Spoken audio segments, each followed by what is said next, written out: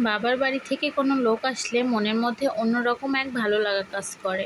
Hello everyone, আমি কথা from Kathak lifestyle. সবাই কেমন আছো? আশা করি অনেক ভালো আছো। আমিও তোমাদের দয়ে অনেক ভালো আছি।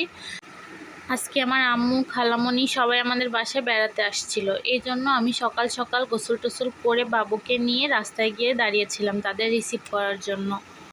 আর এই যে এখানে দেখছো, আমার আম্মু সবার আগে নেমেই আগে বাবুকে এসে দেখছিল। অনেক দিন পরে বাবুকে দেখছে, তাদের অনেক ভালো লাগছিল। আর এটা আমার খালামণিও বাবুকে আদর করতেছিল। সেই হসপিটাল থেকে বাবুকে দেখে গেছে, তারা আর বাবুকে দেখে নাই। বাবু বড় হওয়ার পরে প্রথম দেখলো। আর এই যে এটা আমার আরেকটা খালামণি, বাবুকে অনেক আদর করতেছিল সবাই মিলে। যে এটা বাবুর খালামণিও এসে তাকে অনেক আদর করছিল। এরপর খালামণিরা অনেক জিনিসপত্র নিয়ে আসছিল, সেগুলো একে একে বাসার মধ্যে নিয়ে যাওয়া হয়। এক ভিডিওতে এত কিছু তো দেখানো সম্ভব না, পরের ভিডিওতে তোমাদেরকে দেখাবো খালামণিরা আমাদের বাসায় কি কি নিয়ে আসছে। এখানে খালামণিরা একে একে সব জিনিসপত্র গাড়ি থেকে নামাচ্ছিল।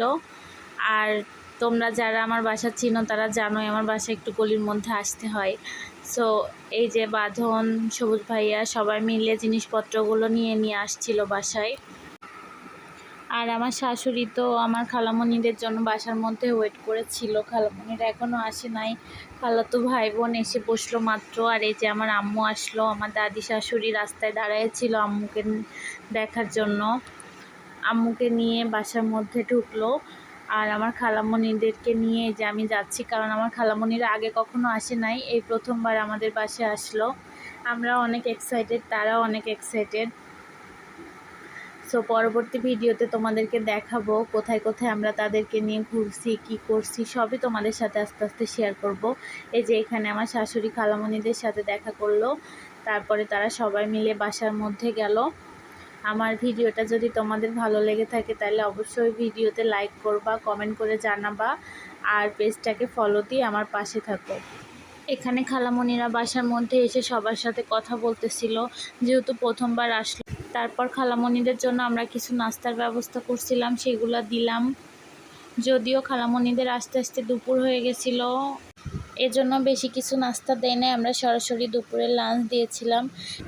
আর এই যে এখানে আম্মুরা যে জিনিসগুলো নিয়ে আসছিল ওগুলো রাখছিলাম। 2 কার্টুন আম নিয়ে আসছিল, তারপরে 6টা কাঁঠাল নিয়ে আসছিল, লেবু, তারপরে আচার, 10 কেজি মিষ্টি, 8 কেজি দই, রসমালাই, আরও অনেক কিছু নিয়ে আসছিল। এক ভিডিওতে এত কিছু দেখা